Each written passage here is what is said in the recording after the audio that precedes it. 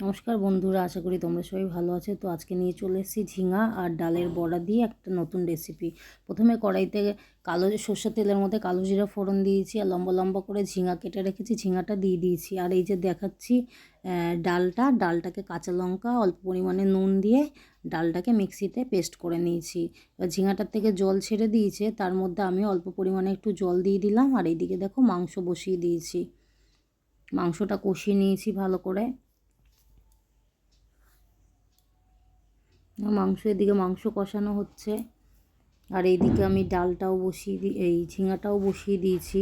তো ডালের বড়াটা যে বেটেছিলাম সেটা দেখো আস্তে আস্তে এই যে ওই ঝিঙার মধ্যে যে জলটা দিয়েছি, জলটা যখন ফুটে গেছে তখন ডালগুলো এরম বড়ার মতন করে ঝিঙার মধ্যে দিয়ে দিয়েছি, ফুটন্ত ওই ঝিঙার ঝোলটার মধ্যে।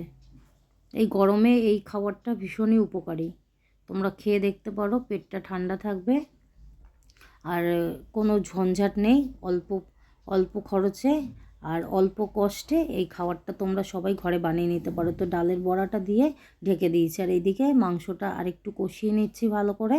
এইদিকে ঢাকনাটা তুলে ঝোলটার মধ্যে অল্প পরিমাণে চিনি দিয়ে দিলাম, ডালটাও ততক্ষণে সিদ্ধ হয়ে গেছে। আর এদিকে সর্ষে বেটে নিয়েছি, অল্প পরিমাণে সর্ষে দিয়ে দিলাম, তাহলেই আমার দেখো ঝিঙার ঝোলটা রেডি হয়ে গেছে। এবার এর উপরে অল্প পরিমাণে কাঁচা লঙ্কা দিয়ে দিলাম, যার যেরকম ঝাল লাগবে সেরকমভাবে ঝাল দেবে। আর তার উপরে অল্প পরিমাণে সর্ষের তেল দিয়ে দিয়েছি। সর্ষের তেলটা দিলে পরে কি গন্ধটা খুব ভালো আসবে। দেখো আমার রান্না কমপ্লিট, ঝিঙা আর ডালের বড়ার ঝোল। আর এইদিকে মাংসের মধ্যে ধনেপাতা কুচি দিয়ে দিলাম। ধনেপাতা কুচি দিয়ে মাংস বানালে পরে ভীষণই ভালো লাগে। আমি যেহেতু ঝোল করিনি, মাংসটা কষা কষা করেছি।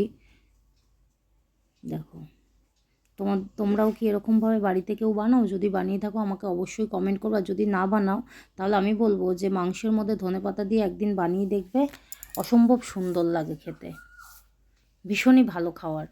আমার তো ভালোই লাগে, আমাদের বাড়ির সবারই ভালো লাগে ধনেপাতা দিয়ে মাংসের ঝোল। আর এর মধ্যে একটু যদি গন্ধরাজ লেবু দিয়ে দিতে পারো তো আরও ভালো ফ্লেভার আসবে। তো আমার রান্নাটা আজকে তোমাদের কার কার পছন্দ হলো অবশ্যই কমেন্ট করে জানাবে। আশা করি তোমাদেরও ভালো লাগবে, আর আমিও অপেক্ষায় থাকবো কমেন্টের।